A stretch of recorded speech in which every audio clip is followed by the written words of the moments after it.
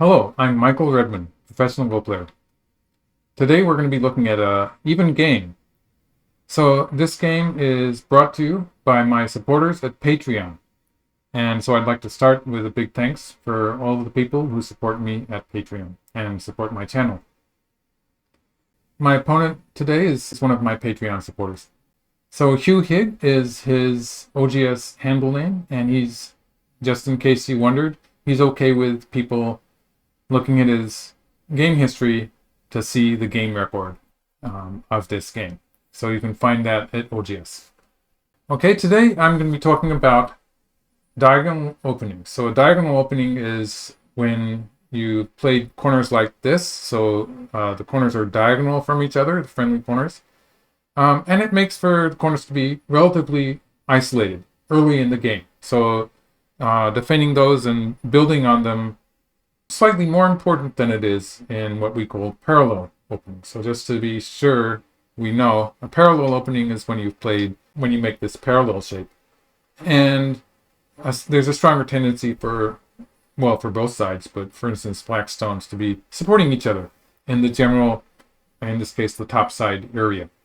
So I'll be talking about some overall positional strategies maybe that sort of involve that to a certain degree. So that's one thing I'll be talking about. And also we're going to be getting into this this move where white is pressing at the 5-4 point, or in this case the P16 point. And so I'll be talking about this Joseki just a little bit. Black did it fairly well in the game, but I'll be showing you the push through and cut variation also, just to make it, just in case you want to play those more exciting variations. So we'll be talking about that Joseki and dealing with a weak black group later in the game. So let's just get into it.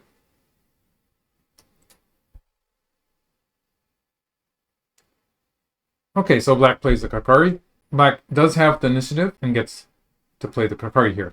So just to, I was forgetting actually, because he's not playing without any handicap at all. He's playing with black, but he gets a 25.5 point komi. So that 25.5 point komi is given from white to black. I have to win by more than that. I have to win by more than 26 points in order to win the game. So white answers here. With this move, white is making miai of an approach to the lower left corner or the upper right corner. So for instance, in the game, black played an extension on the bottom side. So this strengthens black on the bottom side and makes an approach to black's lower left corner relatively less threatening. So black would have would be able to be active if white played a Kakari in the lower left corner. Otherwise, black could have played in the top right. So this would be defending that corner, and I would be able to play a Kakari here, maybe something like this. I advise that when you do have a diagonal opening like this is an example of black reinforcing the cornerstone. So you do want to focus on these two corners, which are relatively isolated, and make strong positions in both of those corners. So this might continue with white playing a pincer here. But since black has played at 3, that gives black the shape here where black can press down, reducing the general value of the bottom side and getting a position on the left side of the board probably. Playing an extension on the bottom side, that also works. Of course, I play a Kakari here. This is also a position where black could have played a relatively calm game by defending that corner. And so this diagonal move here, it does tend to work well with diagonal openings, where you do want to reinforce that isolated corner like this. And something like this might continue. So yes, of course. In this AI era, you're expected to invade the 3-3 point, but it's okay. You could play an approach mode at F17 if you wanted, and that works also. Or a corner enclosure in the lower left corner is big too. Just to show you a computer generated variation where black takes the corner. White's going to play an extension on the top. And again, black does not want to have that group in the top right floating without eyes, because then white would be controlling both the top side and the right side. By taking the corner territory like this and making a solid group, black is creating invasion points. Since that group in the upper right corner is strong, it means black will be able to invade the right side or invade the left side, one or the other. It makes it a lot easier for black to continue. So Again, I'd like to emphasize the kind of pattern that we see in these diagonal openings, where you start by reinforcing the corner, and then you have a lot of options towards the sides. So an opening something like this. Okay, so in the game, black played a pincer, and so I pressed here.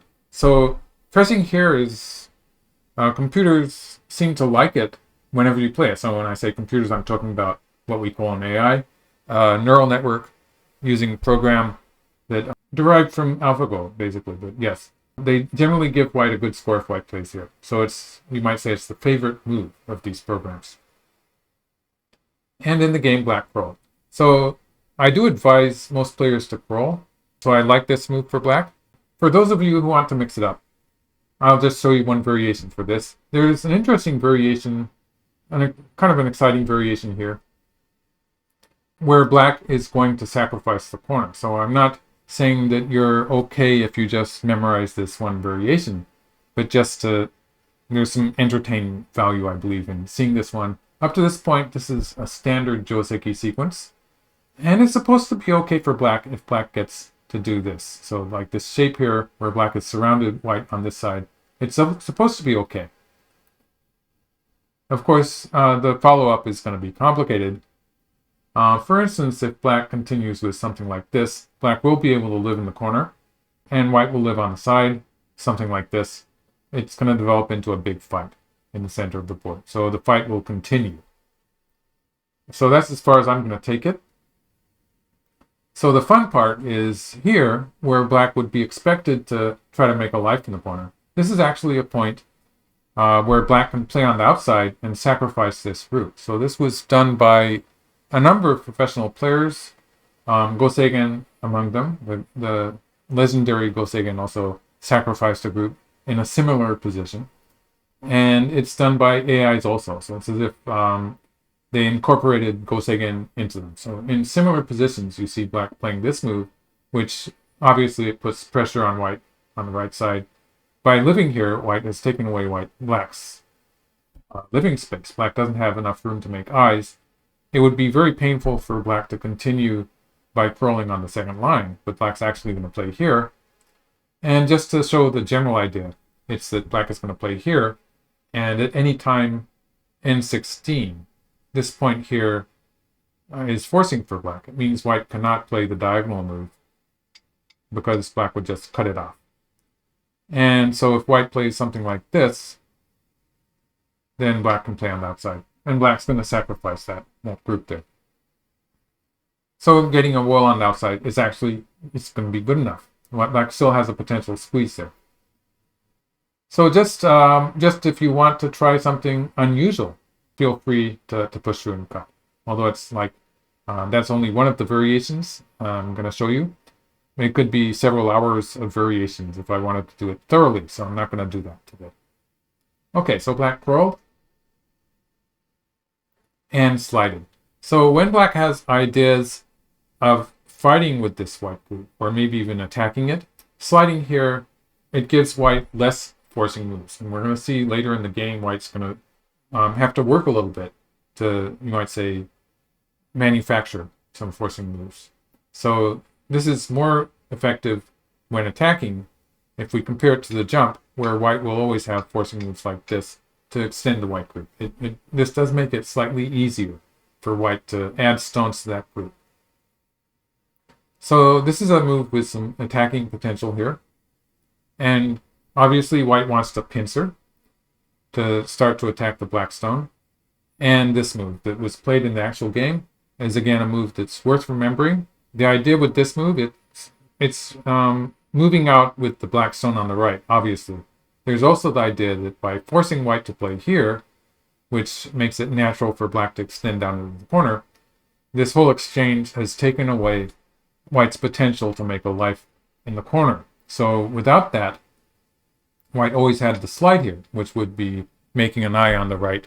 And after white plays here, it does become very difficult for black to kill this white group. But I didn't do that, obviously, because this is such a big point, so I'm not going to do it yet. But by playing here, black does accomplish the fact that black's taken away white's space. And so it's a running fight, and the weak groups that are running out will be these two. So black and white, they both have a weak group. Up to this point, black's play is perfect.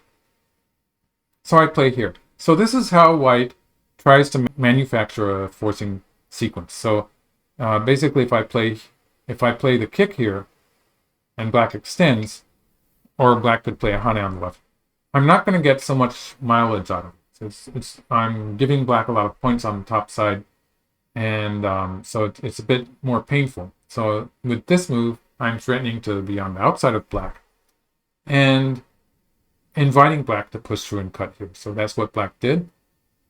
And by doing that, I'm getting more stones on the outside, putting more pressure on the black group. And we're still inside a valid sequence here for black. So black played here. This is still good. And I played here. So this is an interesting point in the game where black saw that I was trying to squeeze on the top side and played here. So this was a very natural reaction. But black could have played away. So black could have just played here. And when white tries to squeeze, black's just going to ignore those two stones. Because if we look closely, we can see that this black group, it's perfectly alive as it stands. So there's no immediate need for black to add to that group. It means black can continue actually forcing white to...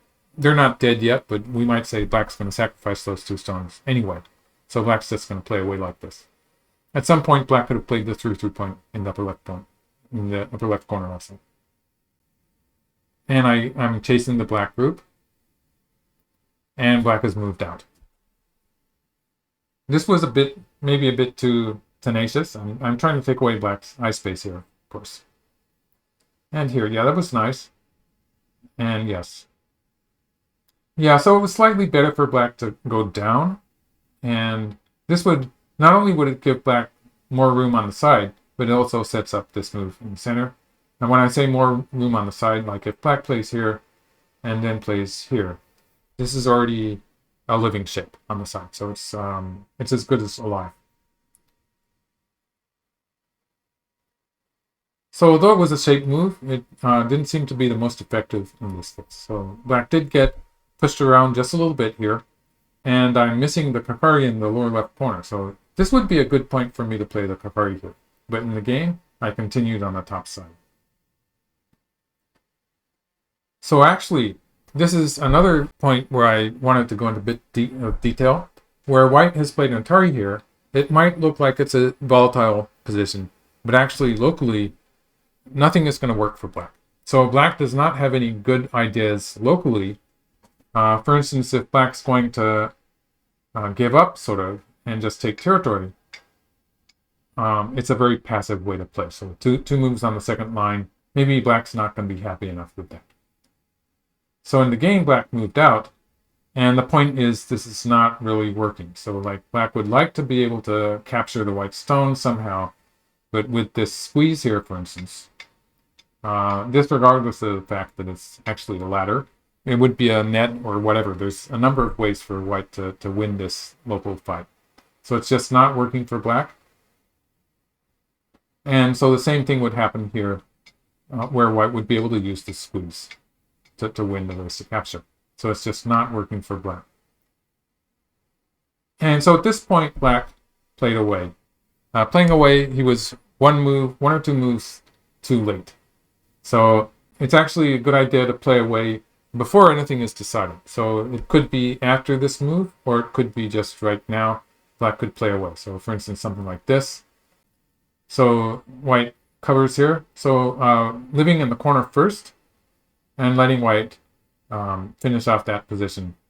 For instance, something like that. So in this case, black would be leaving this as a potential move, but also would have, in some cases, the cut on the other side. So it's just better just not to do anything about it. When it's not working, playing away is often the best choice. So here, black played just a little bit too much and lost some points there. So that was not perfect. Okay, but black handled the rest of it fairly well and has a position on the left side now. So black has a fairly solid position here. And by playing high on the fourth line, he's making more potential on the left side. So at this stage of the game, the left side here is probably Miai with the bottom side here. So one or the other is probably going to be a black territory. So that's the idea with black playing on the fourth line here. Okay, I'm trying to manage this. Like, I do have a big point that I want to play at Q3 in the lower left, the lower right corner. And so that's one thing that's occupying my attention. Before I can do that, obviously, I have to take the bottom side. So for instance, if I do that immediately, and black gets to extend here, black is dominating the bottom side, and I will have to sort of scramble for life in the lower left corner. And in the process, black will be able to add a stone to the left side and finish off that territory. So this would be a winning sequence for black. White's only big territory really is maybe the top side. I have, well, medium-sized territories on the bottom side. The top side and the lower right. But black also has a good-looking territory on the left side. And of course, he has the 25 and a half points of Komi. So it's still a win for black. So I'm trying to get something extra. Probably okay for black to play a Hane on top. And yes, so in this case, I still have a 3-space extension. And so invading here would be a strong attack. And so I'd probably have to curl around, and black gets to play in the corner. So how to play in the corner here is actually something you have to know. Like if black plays down at R2, it's going to be gote. So it's actually sometimes a good idea, especially when white has invested some stones to surround the right side. It's often a good idea to play the cut here. In this case, black does want to protect the group on the bottom. So black's going to connect here, and I'm going to capture the stone. So the virtue of this is that black has a potential to get sente here. So like if white takes the stone at T4 here, black will have a living shape with sente. So that's one way for black to encroach into the corner. Alright, so in the game, black extended. This is actually the Hane underneath. That's a pretty important point. And here. So yeah, it was good for black to play an attachment here. So again, this would be a forceful way for black to play, which would take sente. And black would be able to connect underneath. Or he could have played something on the left side too. But connecting at 9 is a really big move. If black doesn't play that, playing here is also a very important move for white to play, which would be threatening the corner. So it is valuable for black to get there before white does anything like that. Okay, so this was not working in this position where white was reinforced by all these stones here. Black could not try the R5 move, obviously. So it, probably black was mixing it up with some other similar looking position, because this whole thing, it was not perfect for black. So here I'm trying to put some pressure on this black group. So the threat is that I can play later at P4, capture 2 black stones, and black will not have 2 eyes. Might have been a bit premature because I'm really weak on the bottom side here. So that was okay. And he plays a defensive move. So like, if black's going to play defensively, it would have been okay to play this one. He's reinforcing the group, lending a hand to black's group on the right side, I suppose. And it does put some pressure on my group on the bottom side. So it's not that bad a move. I'm trying to make shape here. So white still is going to have some trouble overcoming the 25.5 point Komi. So I'm playing very actively here, leaving my weak position on the bottom side for the time being. But I felt obliged to come back to it at this point. Yeah, that was big in the corner. And now he's attacking here. So black's doing very well at this point. Still has a winnable position. And I decide I'm going to go for winning the ko. So if I can win this ko, it will take away the base from these black stones.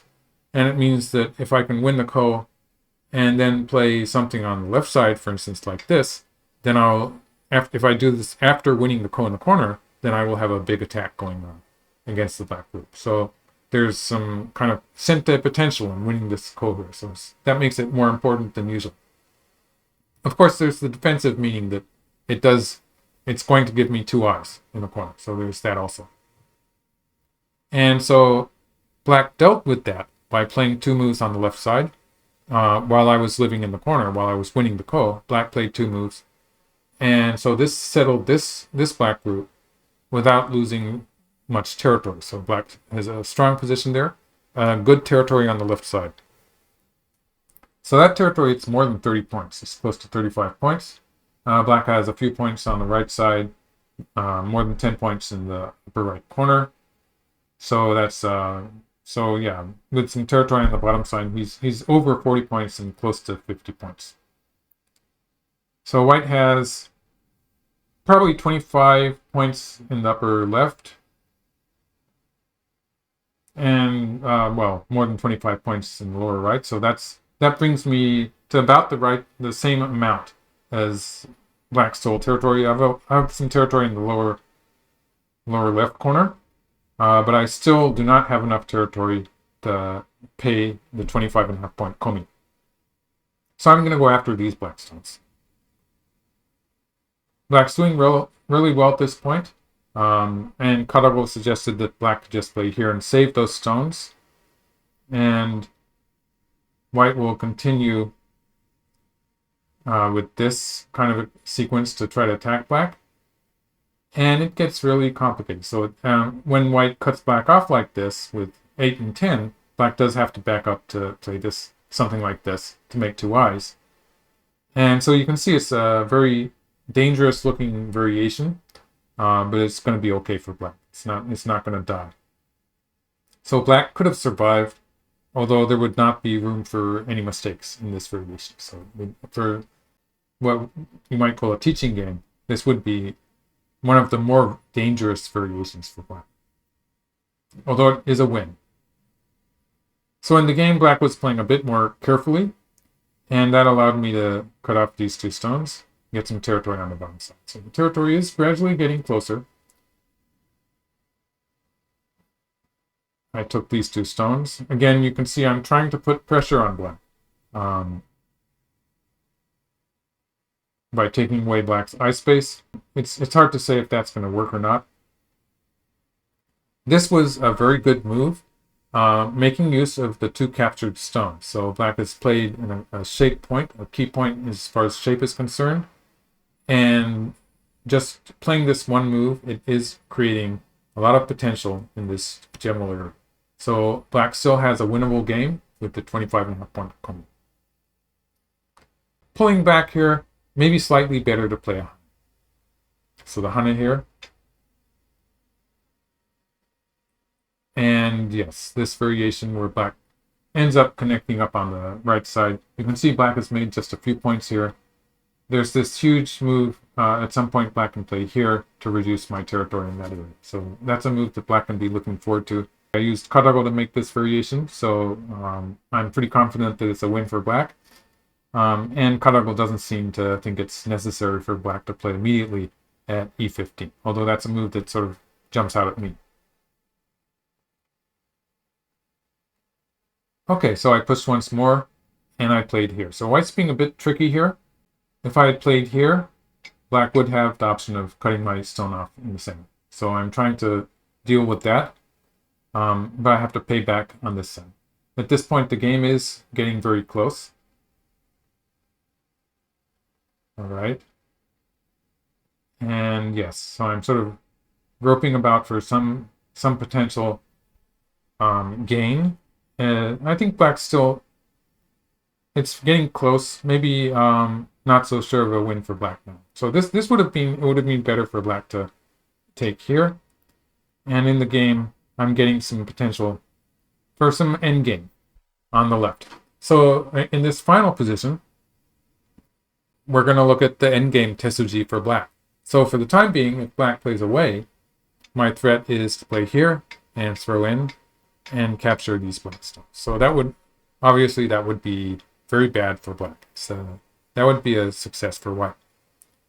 So what does black do to stop that? So I played here, and I'm hoping that the viewers are thinking about how black can defend with center. By the way, the game move was here, and I got to play this big move. At this point, the game is starting to look good for white. So black could have taken Sente with this move. Okay. I'm about to give the answer, so if you want to think about it, you can pause the video now. Okay, here we go. Black could have cut here, and this would have gotten rid of that capture sequence for white. So white has to answer this one like this, and black gets to play away. So if white tries the same sequence, that would be throwing in here, but I can't follow up by playing on the first line, so that would just be a loss for white. White will play this way. White can get a bit of a squeeze, but like it's not that serious. So if I play here, if I connect underneath, it's probably going to end as gote for white, anyone in black. Doesn't really need to answer it. At some point, if black plays here, capturing the one stone is going to be sent in. So the territory is not disappearing that much. So black could have done that and had no weakness there. It would have still been a close game. In the game, I got to play another big in-game move. This was a big move, but at this point, it's starting to look good for white. So here I've played a Tetsuji, which actually captures these black stones. So if black plays here, this is where black resigned. If he plays here, I can play like this to capture the tail. So that at this point of the game, that's fairly big. It's bigger than what black is getting in this. So that was my game with one of my supporters at Patreon. And the focus of this game was mostly on ideas about diagonal openings. So like things where it often pays to reinforce the lonely corners and to use them as bases to develop big areas. So like this variation would be another example of that, where black is playing very solidly with these corners, which are relatively isolated because they're diagonal from each other. And so in most cases, you don't see black sort of moving in these directions because that's the center of the board. You usually start with the side area to build into the center. So it's difficult for these two corners to sort of link up with each other. And that makes it relatively important for black to be reinforcing the corners separately. So making strong positions and then spreading out to the sides. So thank you for watching this video. Sign up to my channel for more and like the video if you liked it. And I will be making more videos like this. Thank you for watching.